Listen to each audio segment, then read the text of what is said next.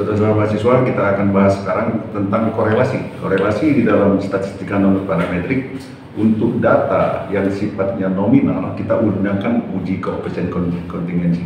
Uji koefisien kontingensi ini ada terdiri dari 3, yaitu uji Fisher, uji Q-kuadrat kontinuitas, dan Q-kuadrat majmuk. Nah, nanti ada persyaratan-persyaratannya. Kalau tidak memenuhi, baru kita masuk ke uji Fisher atau uji Q-kuadrat kontinuitas. Setelah kita lanjutkan perkuliahan kita di minggu ke-13 ini tentang koefisien kontingensi, KK. Nah, koefisien kontingensi ini biasanya digunakan atau dipakai dalam ilmu sosial dengan sampel N kecil, karena data sulit didapat. Misalnya yang mengandung data-data yang menyangkut privatisasi rahasia. Nah, menggunakan tabel kontingensi yang berarti sama dengan matrik frekuensi 2x2 atau 3x3. Jadi matrik segi di sini. Kita tempoh hari udah belajar matrik 2x2, 3x3, matrik segi atau 4x4 atau 5x5. Nah, elemen dari matrik ini adalah frekuensi. Isi dari matrik kolom-kolom di dalam itu adalah frekuensi. Kemudian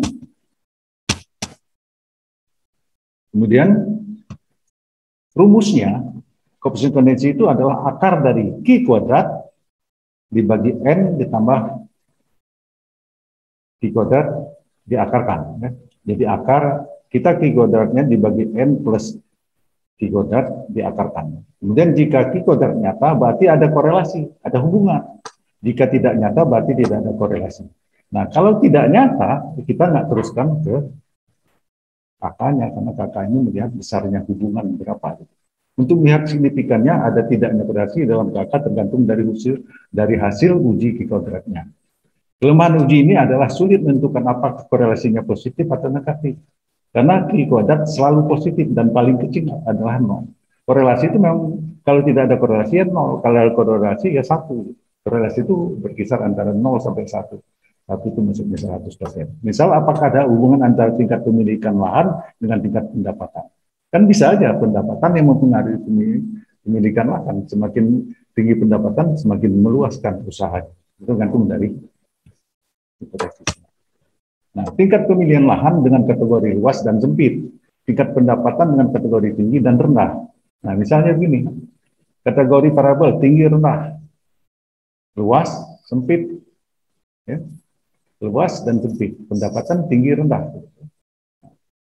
Ini kita bisa katakan ini jumlah ke kanan dan jumlah ke samping, ya, ke bawah dan ke atas. Selanjutnya, uji KK harus memperhatikan jumlah unit sampelnya. Kita gunakan dalam penelitian ini, kita gunakan uji Fisher untuk melihat signifikannya. Ya. Jika N-nya lebih kecil dari 20. Atau N-nya 20 sampai 40. Gunakan uji Q kuadrat ganda atau majmuk. Kalau lebih besar dari 40, kita gunakan uji Q kuadrat kontinuitas, korelasi kontinuitas.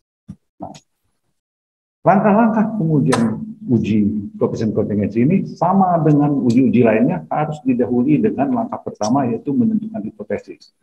H0 itu selalu mengatakan tidak ada korelasi antara parabel X dengan parabel Y. H1 ada korelasi antara parabel X dengan parabel Y. Asumsi data dalam bentuk frekuensi. Ya. Kemudian uji kuadrat sampel ganda dan majmuk yang baru kita bicarakan dulu. Karena sampel ganda dan majmuk ini, ya, ini selain M-nya antara 22 dan 40, ya, ini ada persyaratan-persyaratan. Nah, kalau tidak bisa memenuhi persyaratan ini, maka kita gunakan uji Fisher. Nah, persyaratannya apa aja? Ada 3, yaitu banyak sel-sel yang mengandung E11 atau E1, EII, E11, E12, E21, E22, itu tidak boleh, yang lebih kecil dari 5, itu tidak boleh lebih dari 20%. Jadi kalau 4 kotak, kalau 1 kotak aja sudah 25%. Dan kemudian tidak ada satu sel pun yang mengandung frekuensi observasi OII-nya, O11, O12, O21, atau O22, yang 0. Jika banyak, masih terdapat banyak E11, EII-nya lebih kecil dari 5, maka lakukan penggabungan. Nah, penggabungan ini biasanya karena kita menggunakan skala Likert, yang tadinya sangat kecil, sedang, besar, sangat besar. Kan 5 kali 5 kan? atau 3 kali 3 gitu. Kecil, sedang, besar. Nah, kemungkinan karena ada yang 0, maka kita gabungkan menjadi 2 kali 2. Atau yang 5 kali 5 itu, tadi kita buat 3 kali 3. Ini persyaratan. Ini persyaratan. Dan ekspektasinya, E-nya, nilai E-nya, yang lebih kecil dari 5 tidak boleh lebih dari 20%. Ini berdasarkan frekuensi. Ya. Lanjut ya. Oke. Rumusnya, Q kuadrat sama dengan sigma, atau sigma OII dikurang EII di kuadrat dibagi EII, ya. Atau rumusnya di bawah ini diuraikan menjadi Q kuadrat sama dengan O11 dikurang E11 kuadrat tambah O12 dibagi E11 tambah O12 dikurang E12 kuadrat dibagi E12 tambah lagi O21 dikurang E21 dikuadratkan dibagi E21 tambah lagi O22 dikurang E22 kuadratkan dibagi E22. Nah, derajat bebasnya M-1 P-1 kali P-1. M ini banyaknya baris, P-nya banyaknya kolom atau lajur. Baris kalau 2 kali 2 ya 2 kurang 1 dikali 2 kurang 1 sama 1. Tapi kalau 3 kali 3 matriknya 3 kurang 1 dikali 3 kurang 1. Jadi 4. Kemudian ikuti prosedur atau langkah penyelesaian soal berikut ini. Ya, kemudian buat tabel kontingensi untuk 2 kali 2. Ya, masukkan frekuensi observasi. Hitung frekuensi harapan ekspresi ini. Selanjutnya, ini misalnya ini caranya. Ya.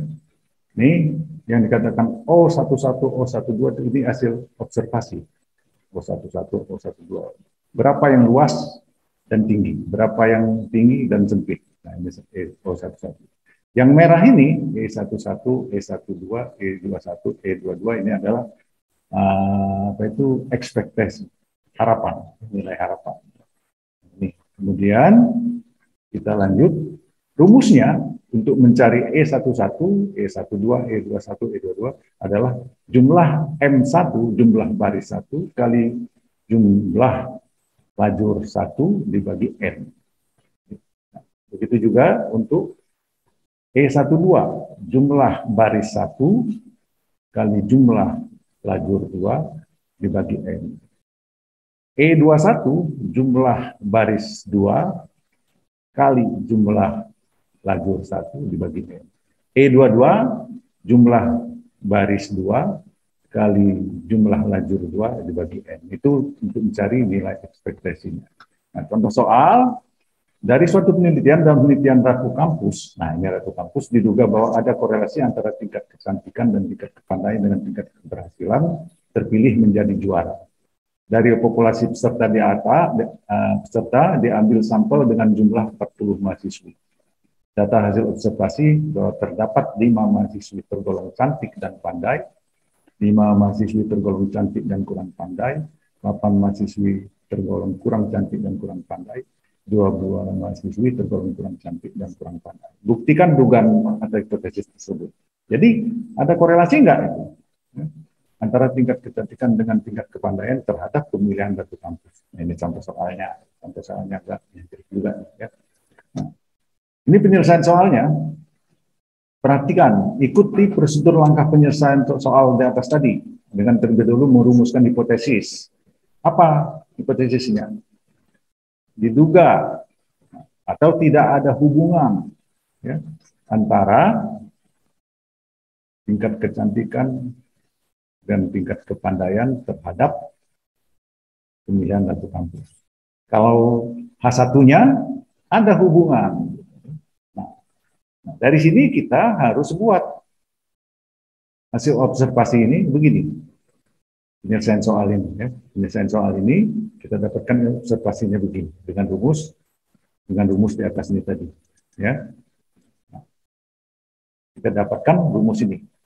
Dari rumus ini kita dapatkan yang di garis merah ini E11 3,25, E12 975, E21 675, E22 20,25. Nah, sedangkan hasil observasi O11 5, O12 8, O215, O22, nah, O22 sama dengan 22. Jadi jumlah N-nya 40. Ya. Nah, selanjutnya, ini dapat perhitungan untuk mencari E tadi. Ya. E11, E12, E1, E21, E22.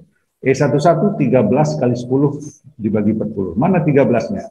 13 ini jumlah baris dibagi jumlah lajur, 13 kali 10 bagi 40. Hasilnya itu adalah 3,25. Nah, selanjutnya kita masukkan rumus Q kuadrat tadi. Ya. Ini rumus tadi. Ya. O11 dikurang E11 dikuadratkan dibagi E11. O12 dikurang E12 dikuadratkan dibagi 9,75. E975 ini E12 dan seterusnya. Ya. Nah, menggunakan tabel C ini hasilnya itu adalah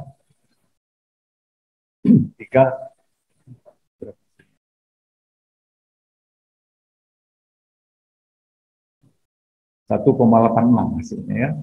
Nah, ini menggunakan tabel C, alfa 0,05 derajat bebasnya M-1 kali P-1, 91.